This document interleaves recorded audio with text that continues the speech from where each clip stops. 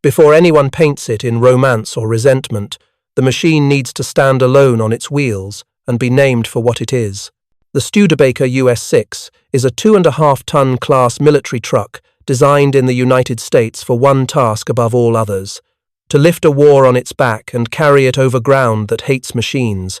It is a long-bonneted, square-shouldered hauler with a straight-six gasoline engine up front, a ladder frame under the planks, a gearbox and transfer case in the belly, and 3 live axles slung on leaf springs that look almost agricultural until you feel how they flex when ground turns ugly. In its most common form, it drives all 6 wheels with a low-range gearset that lets it crawl through viscous mud at walking speed without tearing itself apart. It is not a glamorous thing. It is not meant to be. The genius of it is that everything you need to touch is easy to reach, and everything you might break is forgiving enough to be bullied back into service by ordinary hands. Imagine the demands placed on such a truck. The war wants weight moved, and wants it moved now, rain or ruts or frost heave or half a bridge missing. The engineers who drew the US-6 accepted that soldiers would not often be careful. Throttle pedal travel is long and smooth, so a nervous boot cannot flood it easily. The clutch has a broad engagement zone, so a tired driver will not shudder the driveline to pieces. The gear lever works through short throws with detents that you can feel through gloves. The transfer case drops into low without a tantrum. There is an almost moral clarity to a cab laid out so a newcomer can learn it in an hour, and a field mechanic can trace a fault with a torch and a fingertip. The bed is planked and riveted to take shrapnel punctures without becoming a total loss. The frame rails run straight and simple, so cracks advertise themselves instead of hiding. Even the fasteners march in a logic that rewards repetition, the same sizes and threads repeating, so a single wrench roll actually suffices. Because the US-6 was built to be shipped as much as to be driven, it arrives in crates with spares and with documents written for a reader who is not an engineer. Fuel consumption figures are honest and ugly, because truth is easier to plan around than optimism. Payload ratings differentiate between paved roads and saturated earth, because one is a promise and the other is a maybe. Ground clearance is mapped to the real geometry under the axles, not a flattering line drawn beneath the frame. The frontal sheet metal is not pretty, but the hood opens without drama, and the ancillaries are stenciled and labelled so that even in low light a man can find a drain cock or a grease nipple by memory. This is not luxury, this is permission to keep going. To say that such a truck matters to an army is to understate it. An army is a river of food and munitions and men and fuel, and a river must flow. On the steppes and in the forests where roads are only grudgingly roads, weight moves on rubber, and rubber needs structure that does not collapse when the bridge is just a rumour. The US-6 becomes more than a truck when it is the only thing that starts on the 3rd try at 20 below, and the only thing that makes it across the churned approach to a pontoon that is listing in a black current. Its power is not in the number on the plate, but in a pattern of decisions that favours serviceability over elegance, simplicity over dazzle, and resilience over perfection. This is the machine as it stands, stripped of flags and grudges. Later, men will argue over who made the better truck, who mastered which terrain, who told prettier lies about performance. In the quiet before those arguments, in the space under a hood where cold breath fogs and metal ticks, the US-6 simply exists as a set of adequate parts arranged to spare its owners from despair. If you have never tried to coax a dying engine back to life with battery leads warmed against your chest, if you have never held a leaking hose clamp in your teeth because your hands are numb and shaking, you will not understand why men form loyalties to trucks. If you have, you already know how a machine earns a reputation that sounds like praise for magic. The Studebaker does not perform magic. It does something rarer in war. It keeps its promises. With that definition declared, everything else can follow. A truck that is deliberately average in every dimension except reliability becomes exceptional once you drag it into conditions that punish excellence. You can decorate a parade with shining precision, but you cannot feed an army on something that refuses to start unless the world is perfect. The US-6 meets an imperfect world halfway and then gives a little more. That is what it really is. And it is this quiet, designed-in forgiveness that will make strangers, men who did not build it and did not buy it, put their faith in it after they have every reason to be suspicious.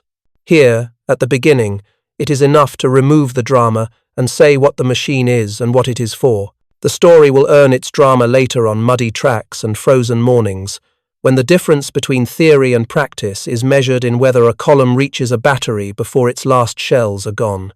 By then, labels will matter less than behavior, and the long-bonneted truck that was supposed to be just another hauler will be judged by the oldest metric in mechanics' notebooks. Did it hold together when it should have come apart?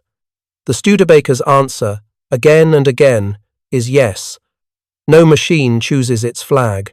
The Studebaker US-6, born in an Indiana plant, stamped by American hands and destined by paperwork for Allied service, found its way to roads where men wore grey-green and painted black crosses on captured gear because the war knew no tidy boundaries. The route was both simple and immense.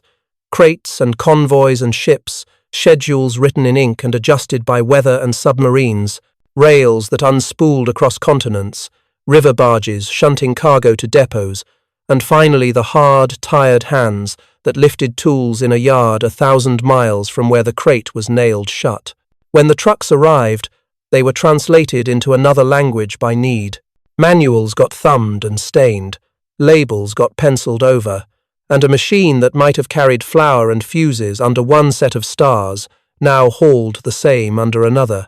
The first anchor in the journey is production itself, where schedules ran hot and lines moved as if time could be spun into steel. This was not artisan work. It was careful repetition at speed, large numbers chased by larger requests, everything arranged so that quality did not collapse under quantity. The truck's components were tested by uniform processes that did not especially care who would finally drive the result. The point was that anyone could, with a brief lesson. This deliberate pursuit of the median driver created a machine that remained understandable when it was far from home, even when the words in the book were wrong for the tongue of the man reading. The second anchor is frontline use in the East, where everything about ground transport is harder because the ground does not cooperate. Spring makes soup out of roads, and millions of feet and tires churn that soup into a slick that swallows axles. Summer bakes ruts into sharp edges that shake bolts loose and eat bushings. Autumn rains turn those ruts back into slurry, and winter freezes the lumps in place so the ride becomes a percussion test and the air steals the spark from any careless ignition. Trucks built to tolerate impatience and neglect suddenly made sense in an almost philosophical way. They tolerated not just impatient drivers but impatient earth. Units on all sides learned the same lesson in different words. The simplest, reliable thing is also the fastest thing when conditions are bad, because it moves when all the fancy things are stopped and being studied. The third anchor is the chaos of retreat and breakthrough, the instant when property rights are annulled by urgency. Depots overrun, convoys scattered, columns tangled at river crossings, orders to move now and argue later.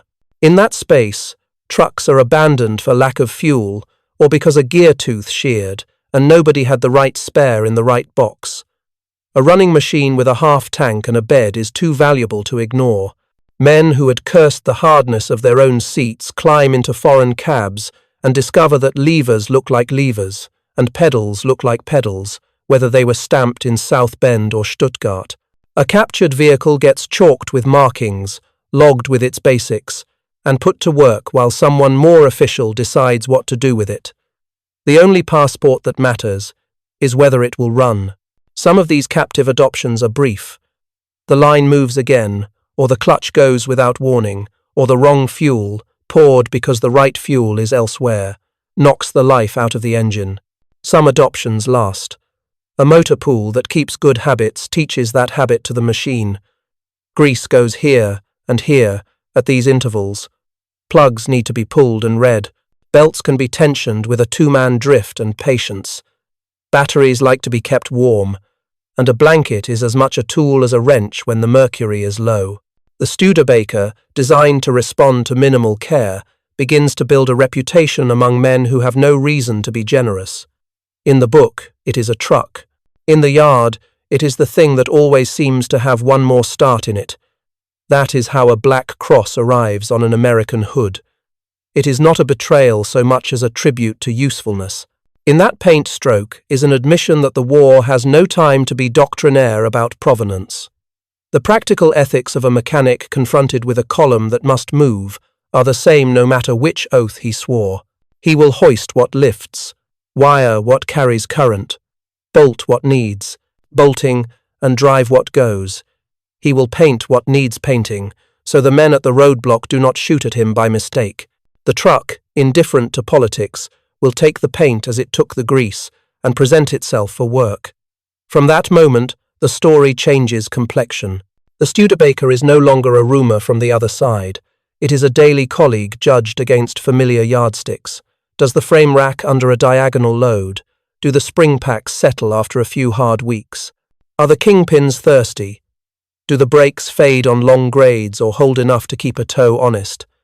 Can the ignition be coaxed into life with a temperamental battery if the dynamo is lazy? On these questions, reputations are minted. A truck that behaves in repeated experiments under uncontrolled conditions earns a label more durable than a stencil. It becomes the truck you reach for, the one you save for the job that cannot fail, the one you begrudge taking off the line for even a day because other machines do not fill the same space. So the route is built out of unglamorous facts, production, deployment, capture, and the deciding moments are small, not grand. A driver who is not stranded at a ford because low range bites and hauls him inch by inch to the far bank. A quartermaster who learns that a universal joint from one crate will happily adopt another yoke without fuss. A mechanic who appreciates that the plugs are where they should be and the fuel filter can be drained without removing anything else. The conversion is quiet. The new markings are paint. The new loyalty is earned with motion. That is how a US truck ends up keeping company. It was not intended to keep, and how the men who tend it, eyes narrowed against the cold, begin to call it by a nickname in their own language with a tone that mixes surprise with respect. There is a temptation to speak of specifications as if numbers alone explained behavior. Horsepower, torque, weight, ratios, capacities. The chart can be satisfying, and in an office it is often enough. Out where the ground is crooked and the weather mean, numbers matter most when they have been arranged to forgive error. The Studebaker's anatomy is a literature of forgiveness translated into metal. Peel the hood and climb underneath, and the decisions announce themselves without needing a manual. Begin with the frame. 2 straight, stout rails, boxed where they must resist twist, cross-braced with members that are neither delicate nor extravagantly heavy. They are attached with rivets and bolts that can be inspected by the unaided eye and tracked by the ear. A loose rivet sings a different note when a hammer taps along the line. The rails have been placed so that the springs have room to work and the axles can articulate without arguing with a frame-mounted obstacle. The geometry is not perfect for any one thing, but it is good for many, which is in truth the more difficult target. There is space where human hands must go. A hand that can reach a grease fitting once will reach it again, and if a road film has hardened into clay, the fittings still sit where a rag can find them. Engineers who have wrestled with their own designs in field trials tend to leave evidence. The US-6 leaves evidence everywhere you look. The engine is a straight 6, not because the world lacked more clever configurations, but because a long crank and evenly spaced firing impulses produce a character that is polite to the rest of the driveline. It does not spike the shafts with sudden anger. It pulls with a gentleman's patience. If the fuel is not precisely what the book promised, if the spark has to travel through cables that have known better days, the engine tolerates it. The manifolds are placed so that hot spots can be felt and addressed. The ignition so that a cap and rotor can be serviced under a shelter half when sleet is coming sideways. The cooling system is vented and drains without demanding that a man be double-jointed. Belt. Access does not require a prayer. Forward of the gearbox sits an input that mates to a clutch designed for people who will miss shifts when nerves fray. The clutch disc is not fragile. The pressure plate is not capricious. The gearbox itself gives you ratios arranged for work, with teeth cut to survive clumsy engagements. It is not silent. Silence would be the wrong goal. Instead, the sound carries information, and a driver learns through the lever the language of what the gears prefer. Beneath that box, the transfer case lives with one vocation: to turn command into traction, high when the column is flowing, low when the column must grind forward at the speed of a man walking backward in front of the bumper to spot the obstacles. Shafts run at angles that respect joint life, and shields exist to prevent a thrown stone from becoming a thrown shaft.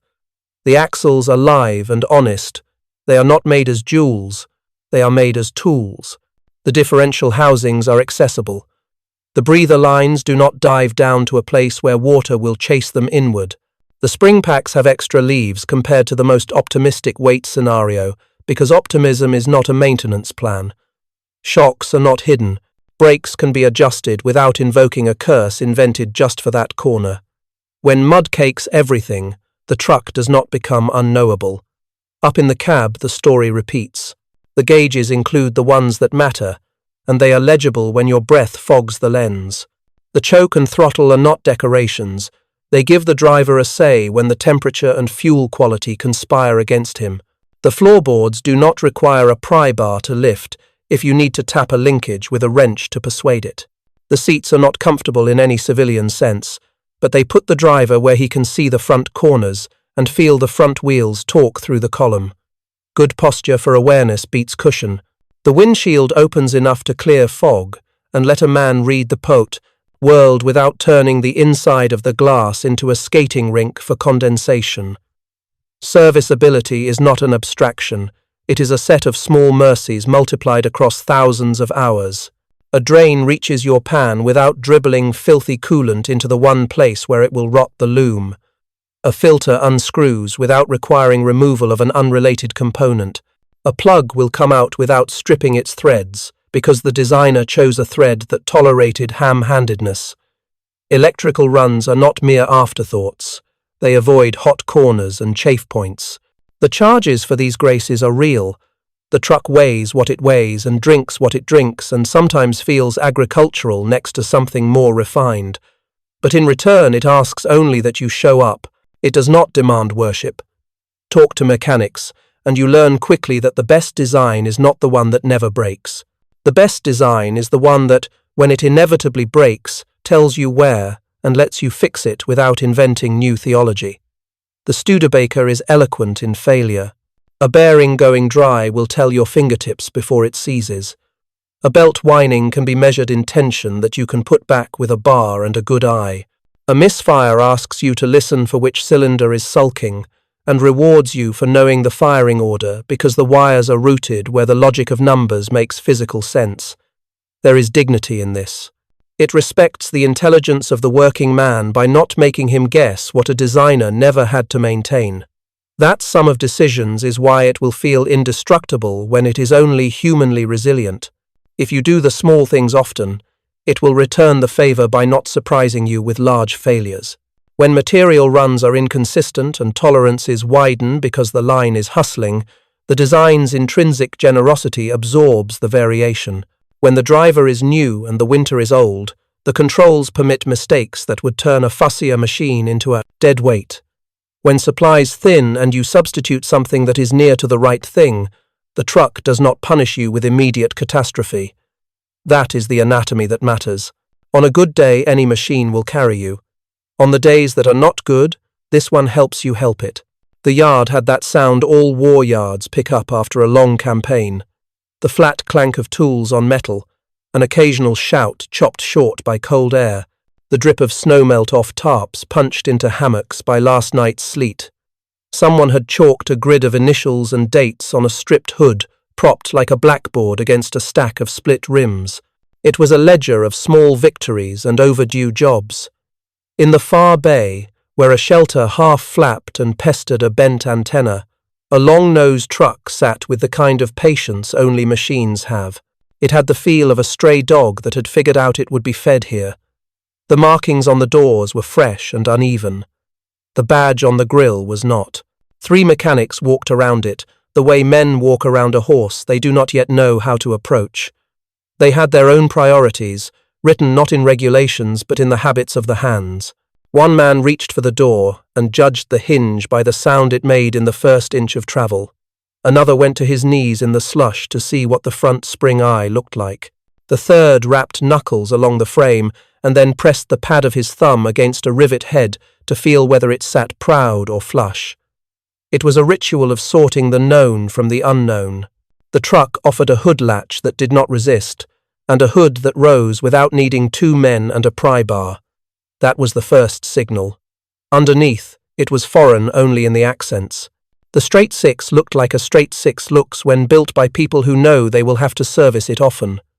The plug wires spaced themselves like a phrase a man could memorize.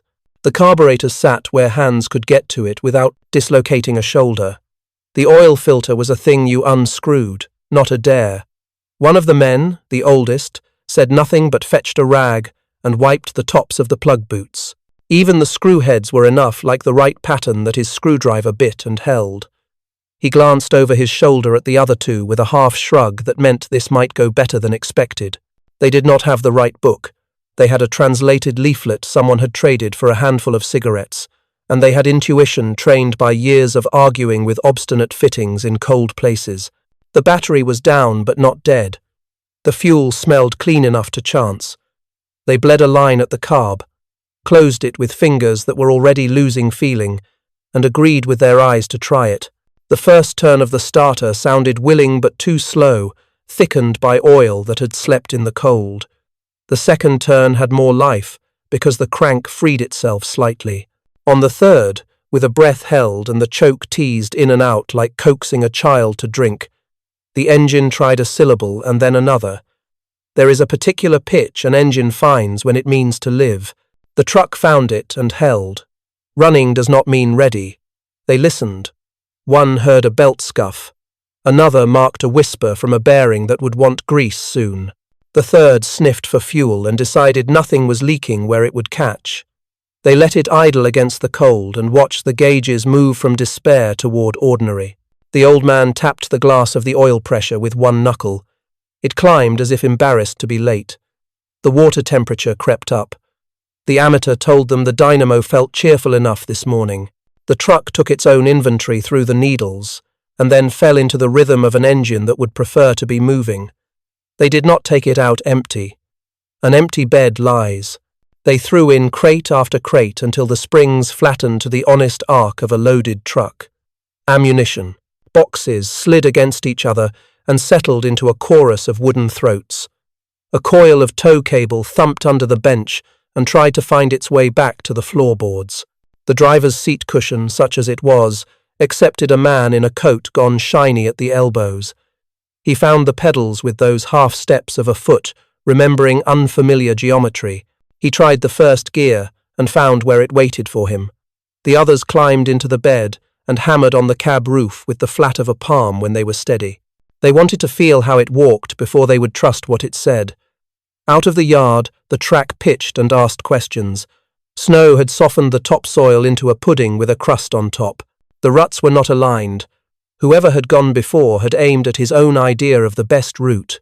The driver eased the lever into low in the transfer case, and the truck answered with a change in tone that put power closer to the surface. It moved the way a patient animal moves when it knows it is pulling weight that matters. The front wheels discovered a rut one at a time and dropped without anger. The rear axle arrived late to each problem and shrugged it with a motion that spoke well of the spring packs. Once, the front right sank where water had dug a surprise beneath the snow. The driver did not panic. He eased off, let the tires bite without spin, and felt the whole length of the truck consider whether to give up. It chose not to. At the first rise, the cargo shifted and told them they had guessed the grade wrong. The driver dropped to a lower gear with the timing of a man who had learned on something fussier and was grateful this machine accepted his hesitation without retaliation. The engine did not flare and complain. It accepted the new load and put its shoulder into it.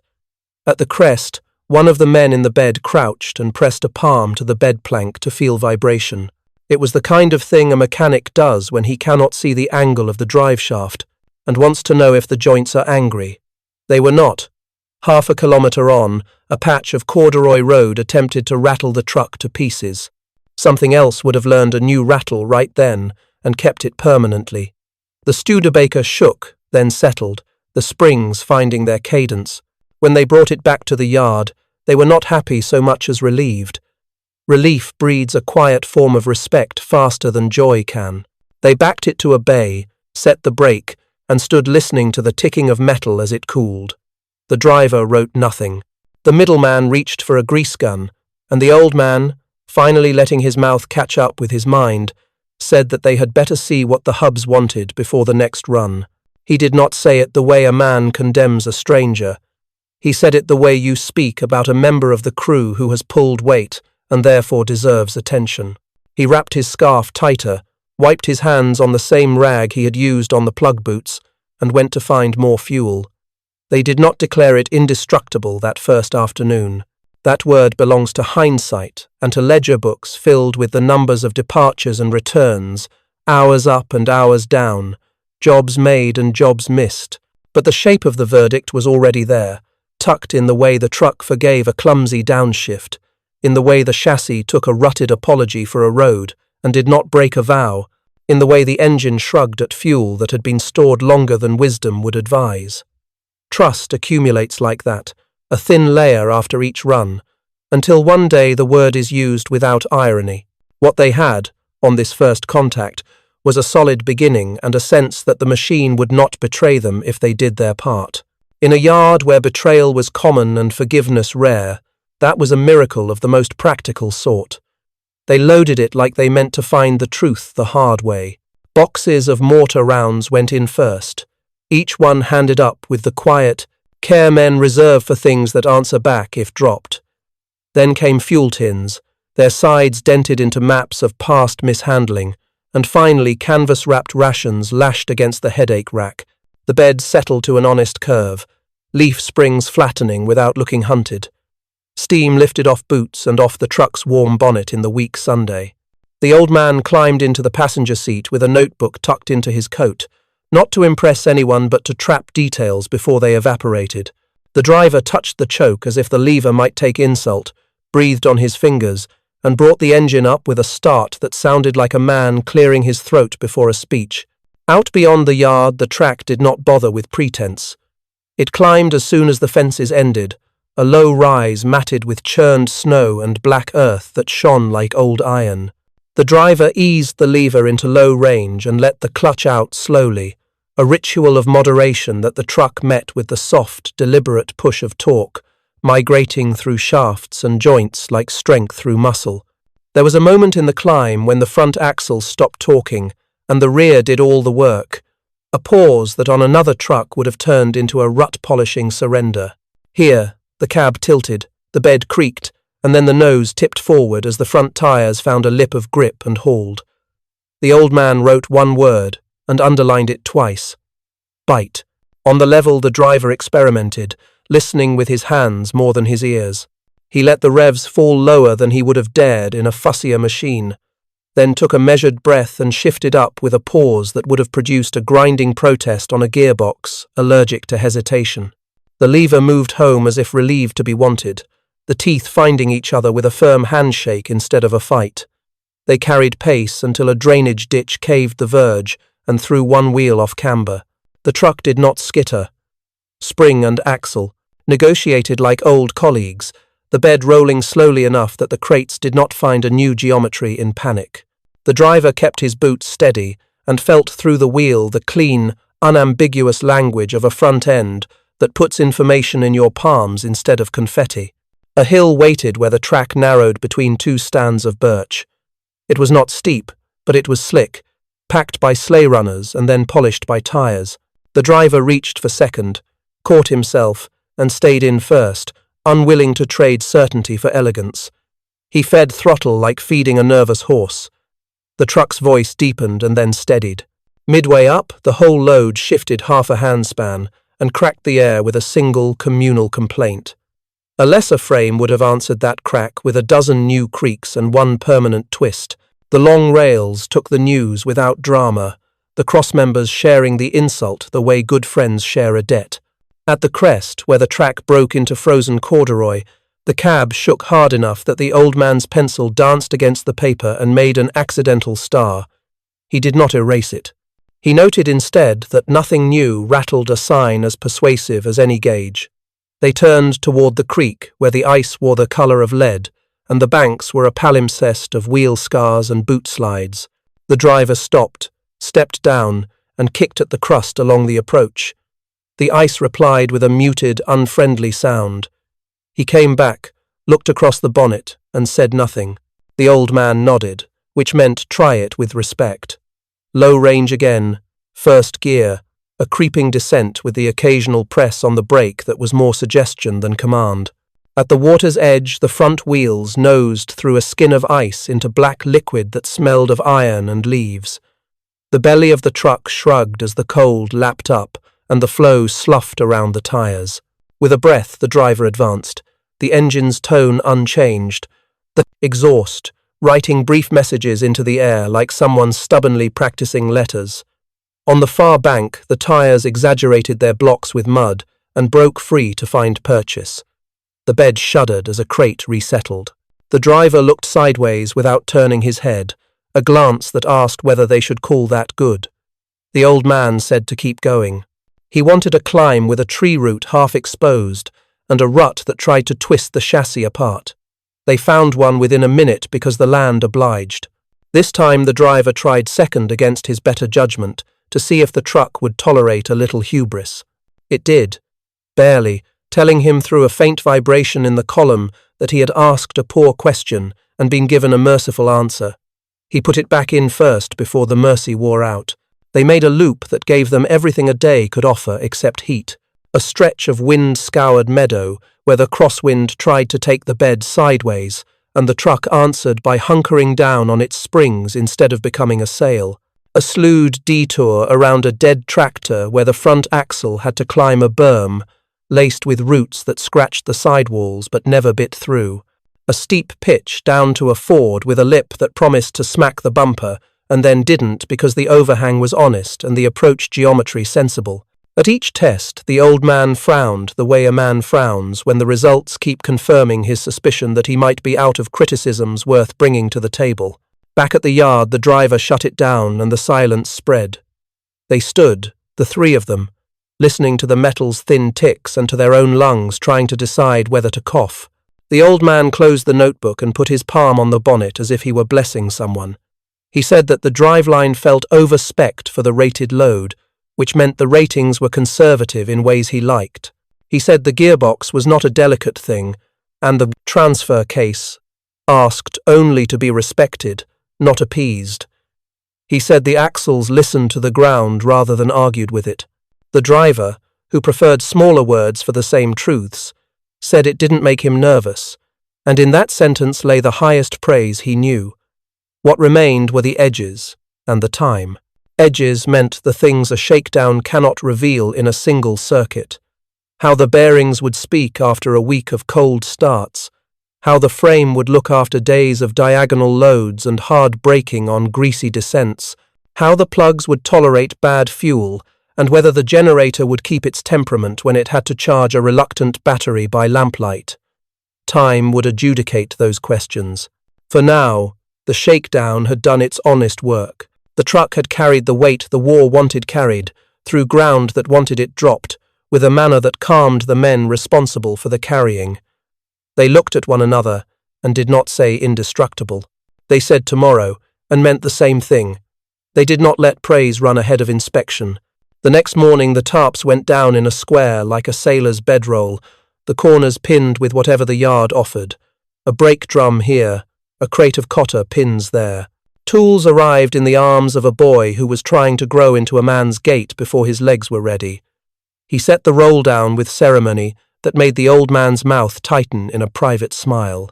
The truck took its place on the plastic-like crunch of frozen ground beneath fabric, nose into the light so the engine bay would not swallow the day. The hood opened without huffing. The oldest mechanic took the distributor cap like a relic and turned it gently in his hand, checking for the hairline insults that begin as stories and end as misfires. He found none.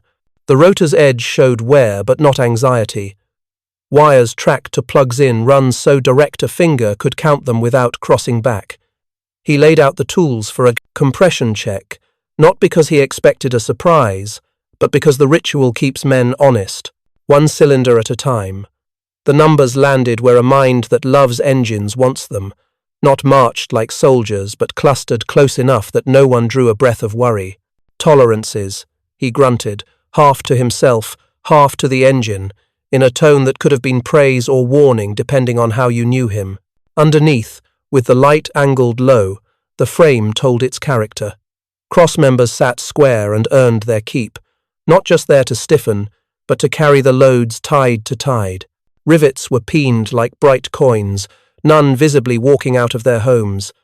The old man tapped along the rails, an auditor with a hammer, and listened for the false note that means a seam has begun to gossip. He heard only clean, metallic honesty. He traced welds that were tidy rather than showy, the kind made by a hand that knows it will be judged by whether it leaks, not whether it gleams. The spring packs came in for their interrogation next. The leaves were stepped in sizes that made sense to someone who intended to deal with overloads without bending pride into scrap. Shackles were where a wrench could find them without a curse. Nipples gleamed under caps that had been removed and replaced enough to show wear but not neglect. The grease gun found its dance quickly. No angle required a contortionist. On trucks built to impress catalogues, lubrication points hide like shy animals. On this one, they presented themselves like civic men showing papers in good order. The axles wore their breather lines high and out of harm's way, proof that someone in design had driven through water that climbed above their boots and had no desire to see it in the oil. They pulled the drums on the front axle and let the linings tell their tale. Wear was even. Springs and pins looked as if they had been set to work by a man who kept count for pleasure. The wheel cylinders did not weep. At least not where the eye could catch them today.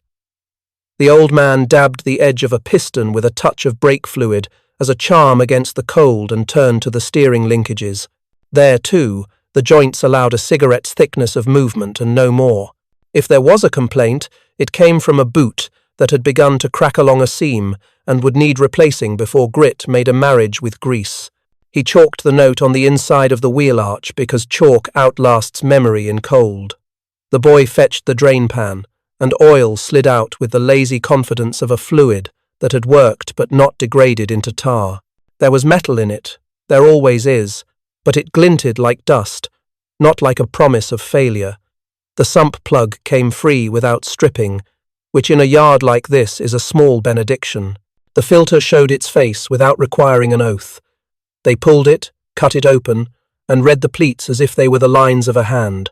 What they saw there agreed with the compression numbers and the engine's voice. Nothing alarming, only the sediment of honest labour. Fresh oil went in like new resolve. They examined the transfer case with reverence a theologian might give to a hinge in a holy door. Its seals were dry where dryness matters and damp only where damp comes from breath frozen under dust. The linkage slid through its arc without catching. When they turned the front drive shaft by hand, resistance came on predictably, as if the gears were rehearsing a familiar argument whose outcome they already knew. A small stone had lodged in a place where stones like to lodge and make later trouble. The boy fished it out with needle, noses, and held it up for judgment. The old man nodded and made a small mark in his notebook that meant more to him than any speech. Bolts told another story. Heads of common size, a set a poor yard could match with an ordinary roll rather than a cabinet of oddities. Threads that started cleanly, not so fine as to cross if your hands shook, but not so coarse that nothing would stay tight. The team loosened a motor mount just to see if the rubber still had the dignity of resilience. It did. They peered along fuel lines, fingers tracing the metal the way a reader traces a sentence in a foreign language, when the meaning is near but not yet present. Clamps held. Hoses bulged only a little at the collars, which is to say honestly for their age. They would be replaced, not because they threatened revolt, but because that is what you do when a machine has asked so little and delivered much. By noon, with wind picking up and the tarp edges slapping like bored fish, they had enough to state their thesis without blushing. The truck had been built on a line that valued repetition and error-proofing more than bragging rights. It made room for the human being who would keep it living, tilted fittings toward the angle a hand could actually approach, avoided the sin of hiding a vital fastener behind an unrelated assembly. In a world that often displayed craftsmanship as a form of vanity, this felt like the opposite, a quiet respect for the mechanic's time. The old man scribbled a sentence he would not read aloud, designed to be fixed by tired people in bad weather. It was the highest compliment in his vocabulary. They put the drums back, closed the hood, wiped fingerprints off where oil would otherwise collect dust and write their names, and stood back as if hoping the truck would tell them something else, now that they had put their hands on every surface that mattered. It said nothing, which was right. Machines speak with behavior. The afternoon would give them more language to read, but the teardown had shown the grammar. This was not a fragile artifact held together by faith.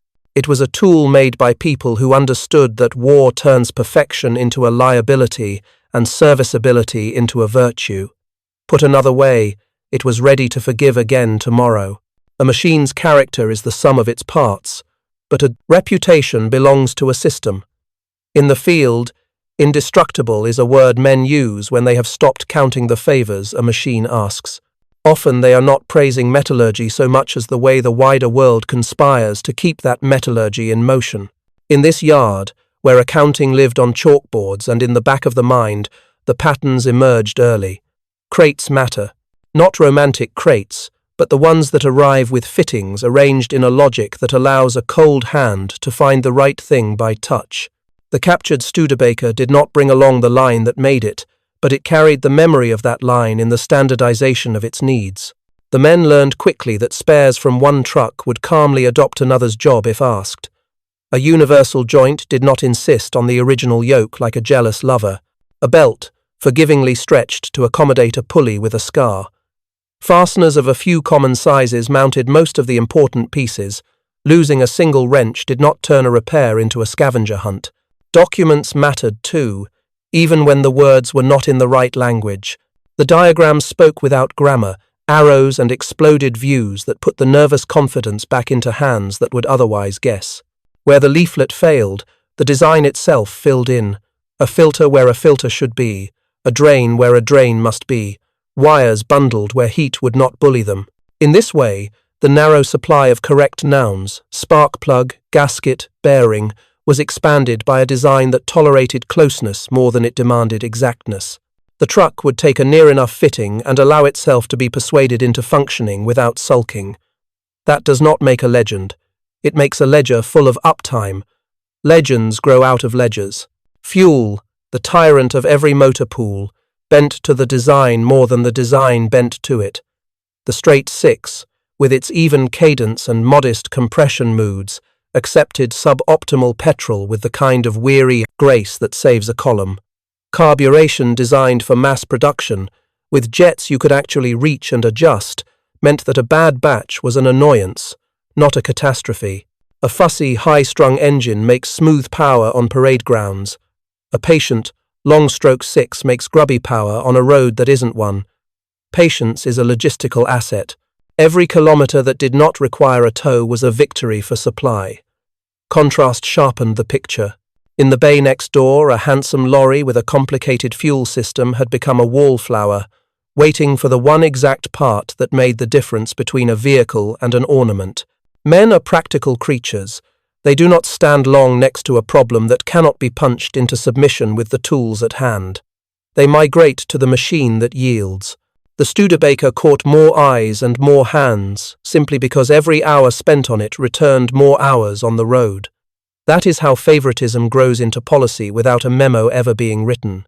In the weeks that followed, the chalk marks on the hood ledger sorted themselves into themes.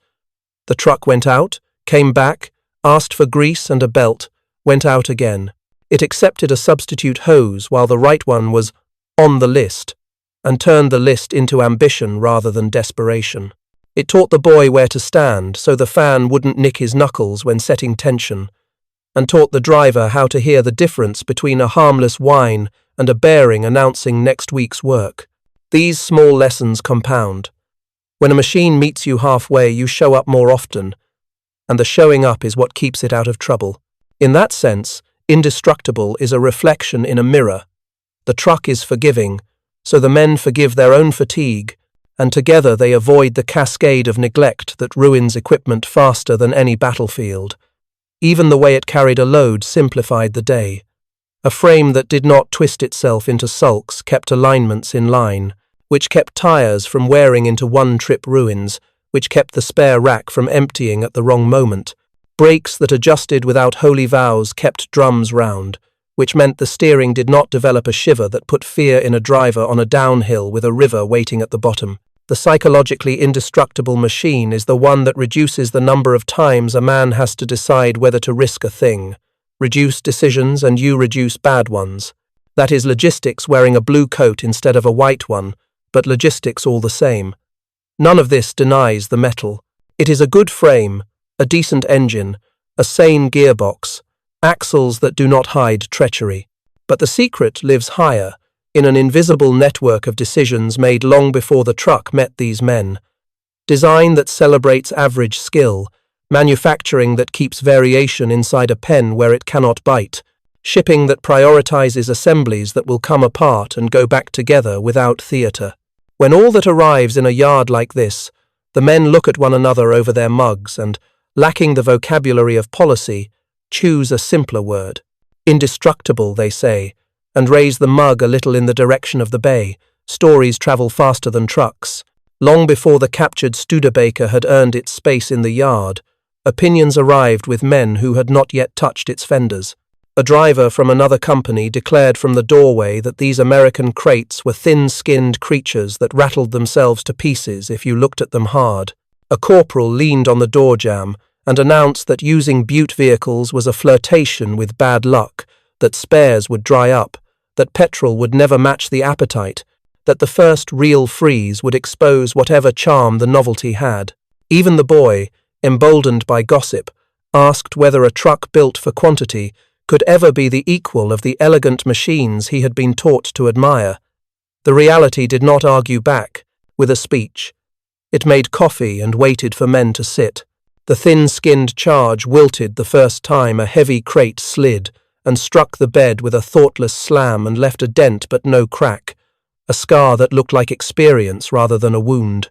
The rattles everyone expected tried to audition on the corduroy road and found themselves ignored by a cab that shook, then settled, as if resetting its bones after a fall. Every truck rattles. The difference is whether the rattle is a prelude to disassembly or a song that keeps its tune. This one sang, came back, and sang again, never adding a harmony of new noises to the chorus. The spare parts prophecy had bite.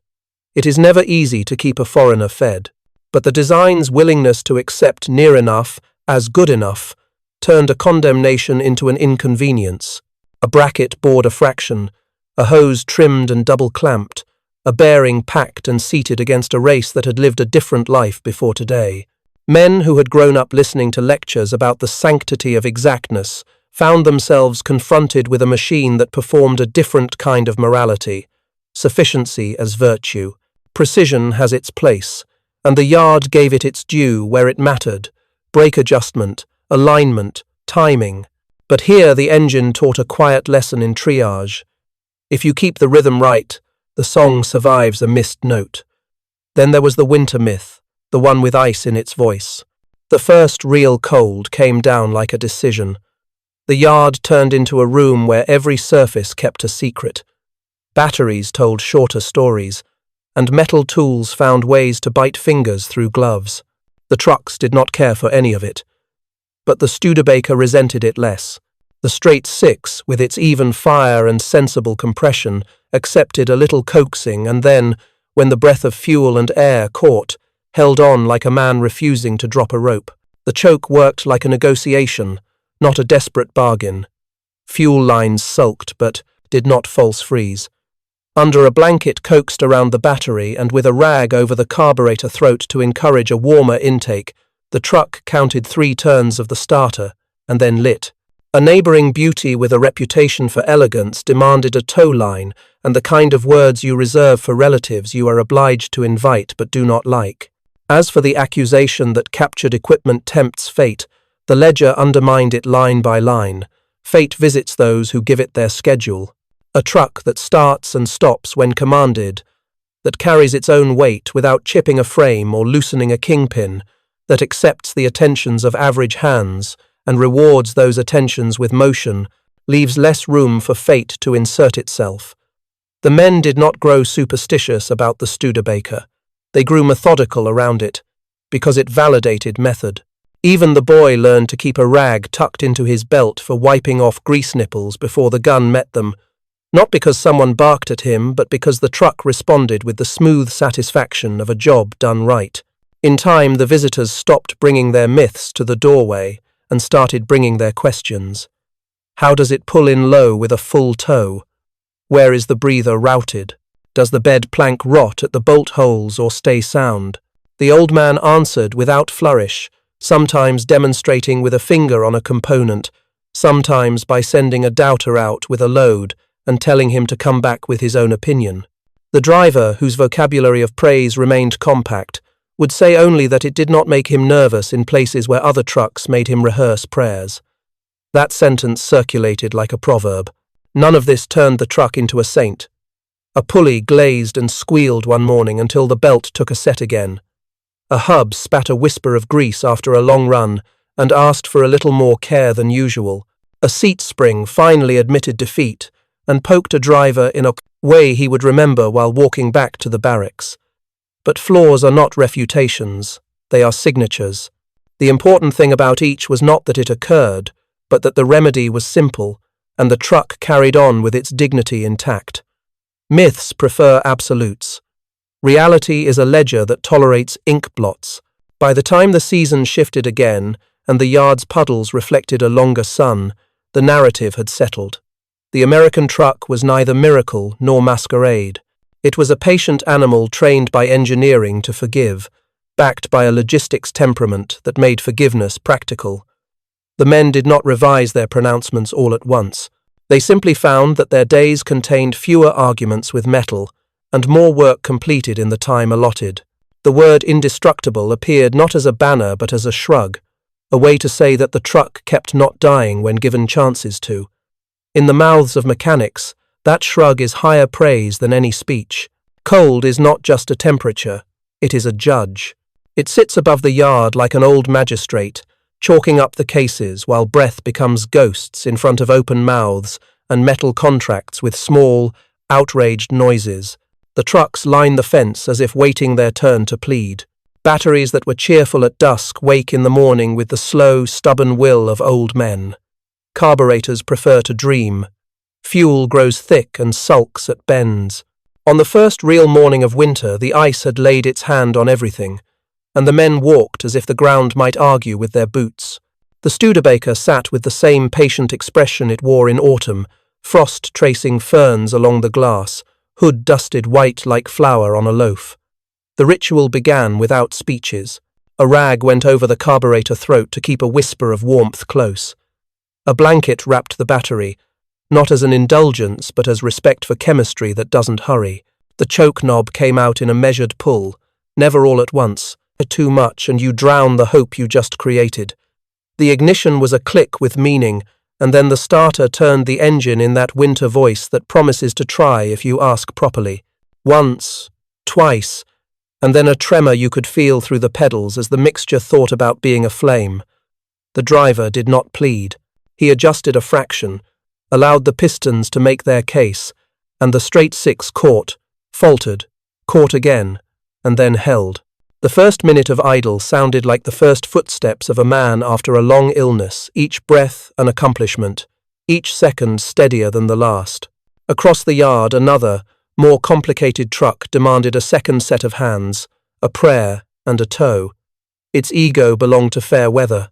The Studebaker took the cold like a debt to be paid in small coins. A little richer mixture for a while, a few cautious blips to keep the oil moving, a glove-backed pat on the throttle when the idle thought about shrinking.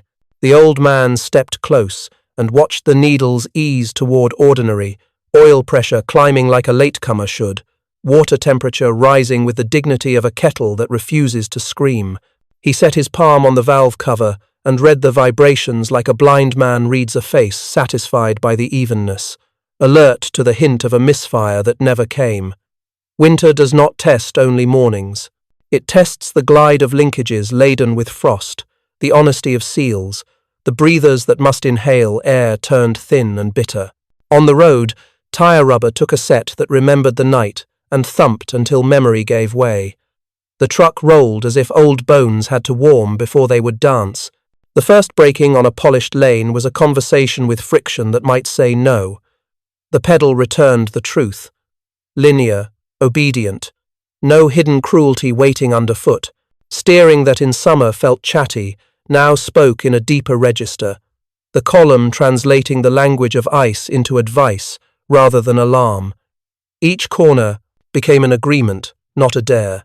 They ran routes that winter turns into fables, wooded cut-throughs where hoarfrost hangs like lace, crossings where the ice has been tried by vehicles heavier than wisdom, flats where crosswinds knife under the bed and make a canvas a sail. The Studebaker did not use heroics to win these arguments.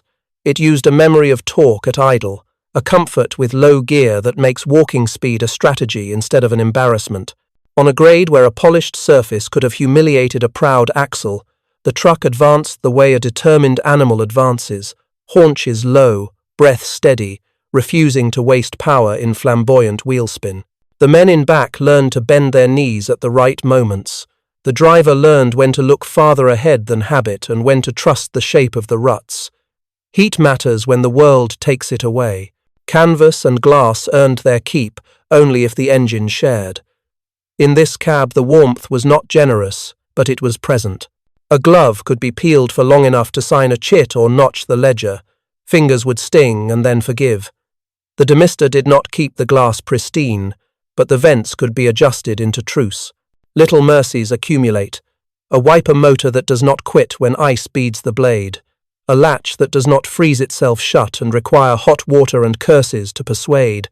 A hand throttle that holds the idle at a winter-friendly hum while you step out to check a hub for water intrusion disguised as sheen. By mid-season, the morning start was no longer a trial. It was a habit with a success rate the men recited without thinking. In the yard's private theology, the truck became the first to be asked, and the last to be let sleep. There are reputations made with triumphs, and reputations made with repetitions. This was the latter kind, the more durable kind. The men stopped explaining it. They simply reached for the same hood latch each morning, because winter had made its decision. Winter does not flatter. It began as a bad idea softened into an order. The battery at the forward line had burned through the crates allotted by the neat plan in some office far from mud. Something needed to move tonight, not tomorrow, across a stretch of ground that had turned from earth to argument. The map found a route promising only in ink, a crossing where a wooden bridge had gone missing and been replaced by the kind of solution men call temporary, long after it should be permanent. The choice of vehicle was brief and unromantic. The Studebaker's key was already in the driver's pocket. They loaded by lamplight. Artillery rounds, 3 deep and tight. A pallet of fuses strapped with a sailor's knot. Fuel tins wedged into the last innocent spaces, as if to add weight where weight was already overrepresented. The bed settled into a line that would have made a quartermaster sigh. The driver looked at the old man and waited for a frown that would cancel the night. It didn't come. Instead came a hand on the bed rail and that simple sentence that is really a blessing. If it starts moving, don't stop it unless you must. The first kilometers were not the problem. Even a poor road behaves for a while if you pay it respect. Huts slid by like shadows. A dog announced a philosophy and was ignored. The grease in the hubs melted into usefulness, and the truck's rolling changed from stiff to willing.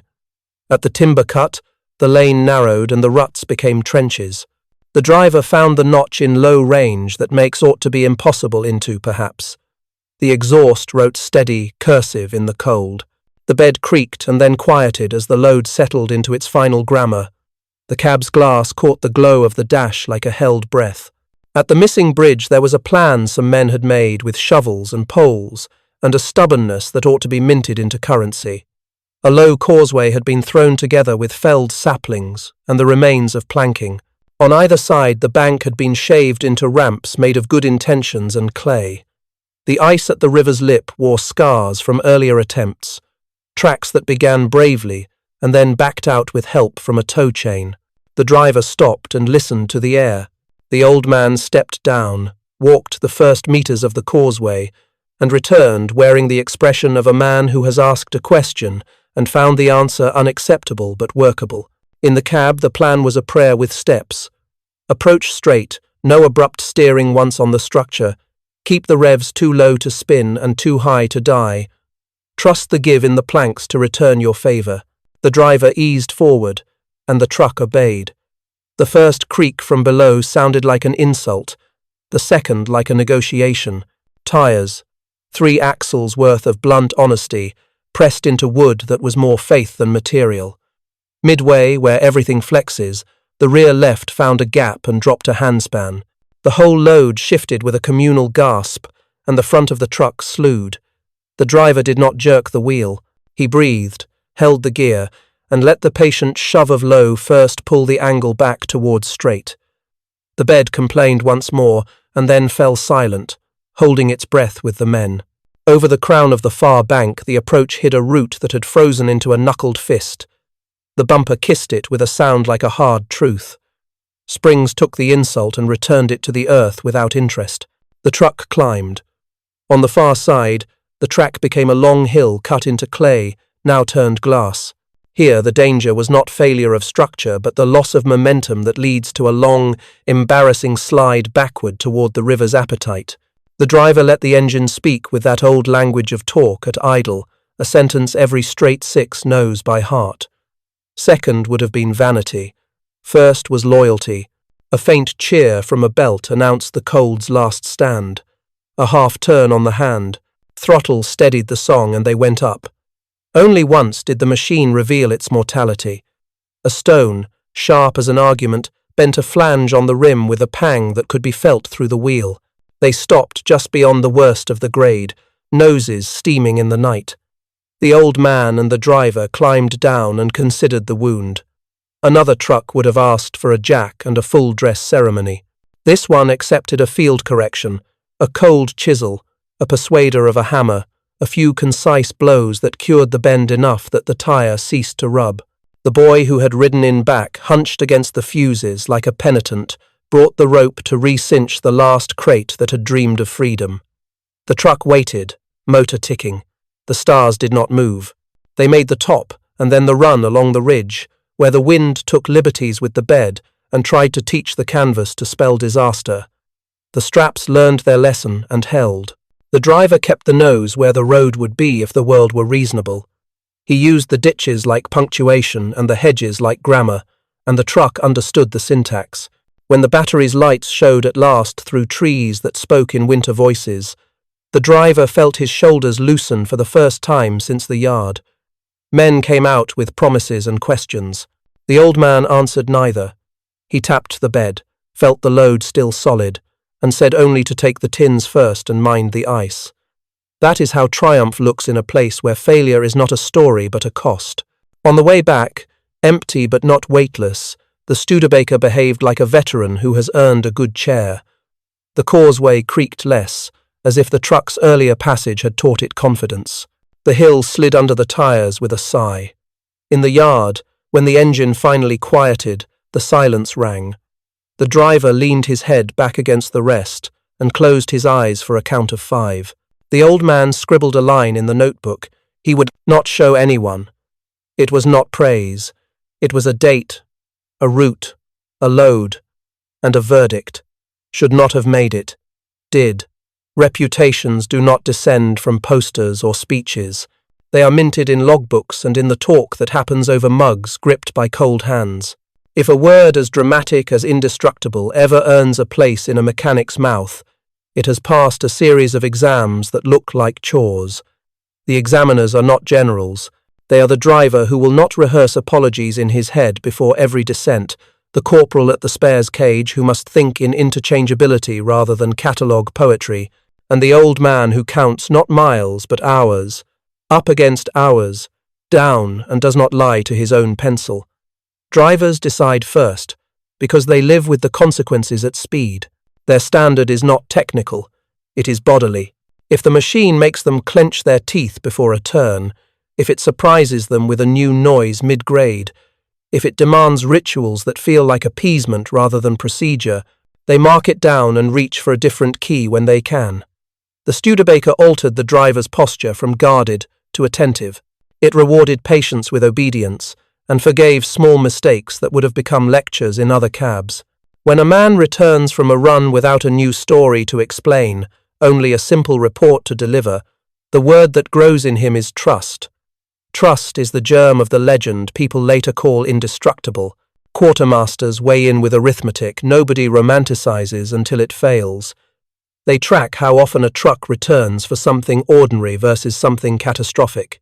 They know how long a standard kit of spares lasts under a certain driver, on a certain road, in a certain season. They are conservative men in the truest sense. They prefer predictability to drama and inventory that behaves the way a graph says it should. The Studebaker made their pencils slide instead of scratch. It consumed grease on schedule, belts at a rate that could be planned, liners as if negotiated by a union. It did not empty the shelf of a peculiar bolt size that sends men into barter. When the quartermaster discovers that a machine reduces his surprises, he does not bless it with poetry. He simply nods when someone asks for it next time. Mechanics render the final verdict, and theirs is both intimate and cruel. They crawl under and inside with the day's cold in their joints and keep score of the design's kindness. A truck that places a grease nipple where a glove can remove the cap without tearing, that allows a filter to exit without dismantling unrelated assemblies, that tolerates a warm-ish approximate part, while the precise one rides a crate somewhere between depots, earns leniency in their accounting. The Studebaker's ledger grew heavy in the right columns. Ease of access, clarity of symptoms, speed of remedy. It failed loudly when it failed at all, and therefore early, and therefore cheaply. That is mercy disguised as mechanics. Together, these three constituencies, driver, quartermaster, mechanic, form a quiet parliament. They vote every morning with their feet, their requisitions, their wrenches. The tally shows up as a truck rolled out for hard runs more often than its peers, as a grin at the spares window when the right box is still half full, as a remark made without performing it. Take the Studer. Over time, this parliament's decisions harden into habit, and habit becomes doctrine. Outsiders hear the shorthand and think men are careless with praise. They don't know how grudging the word is, how much mud and frost and night the syllables have traversed before being spoken. No one drafts a definition because the definition is procedural. Indestructible does not mean unbreakable. It means the truck refuses to quit in the conditions that break the fragile, and refuses to stay broken when the fragile would sulk. It means that when men are tired and the light is bad and the river is high, the machine behaves like a colleague rather than a liability. It means the rate of bad surprises is low and the speed of good recoveries is high. It means, finally, that if you had only one bed to load and one crossing to attempt and one prayer to spend, you would choose this hood, this lever, this geometry of steel and rubber that has already learned the shapes of your worries. When the word finally appears in a ledger margin, in a muttered aside, in the tone reserved for things you do not have to defend, it is not a claim about metallurgy. It is a judgment about character. The Studebaker had been given every chance to disappoint. It declined. That, in this parliament, is as close to immortality as anything mechanical is allowed. The day they decided to say it out loud, the yard looked almost kind. The wind kept its teeth to itself. The light came in low and clean, and the ground, though frozen, consented to hold the tarp nails without argument. They drove the truck into the bay with the unthinking care of people who have spent themselves on a thing and are not ready to give it back to the world. The hood came up as it always did, without drama, as if it understood ceremony and would not intrude. This inspection differed from the others, not in method but in attention. They were not hunting a fault, they were proving a thesis. Compression again, because numbers do not care about affection. The figures landed where the engine's healthy gait had promised they would. Not flawless, not new, but consistent, as if the cylinders had agreed to age together. Oil out, filtered through a cloth already stained with earlier verdicts. The sheen of fine metal there, yes, but not the glitter of impending sorrow. Belts off and checked along their backs for that single line that means a spare today or grief tomorrow. No such line, only the honest glazing of work. Underneath, the frame told them what they needed to hear. No crack had crept from a rivet hole like a guilty thought. Cross members still sat square. The long rails had carried diagonal loads without learning bad habits. Spring packs wore their work without losing their architecture. Shackles turned as if they had been used properly and often, which is to say with grease and intention. The axles' breathers were still where a hard splash could not bully them. The seals, the colour of old wax, not of fresh complaint. When they pulled a drum, the linings showed the clean, even fade of service, not the scorched patchwork of panic. They found faults worth mending because they were thorough. A boot on a tie rod end had finally given up after too many conversations with stones. It would take a new one before grit wrote its own ideas into the joint. A fan belt had learned a tune the old man did not like, and would be replaced before it sang it too loudly. A battery lead had chafed where an enthusiastic apprentice had once rooted it short, and the insulation would need a careful sleeve.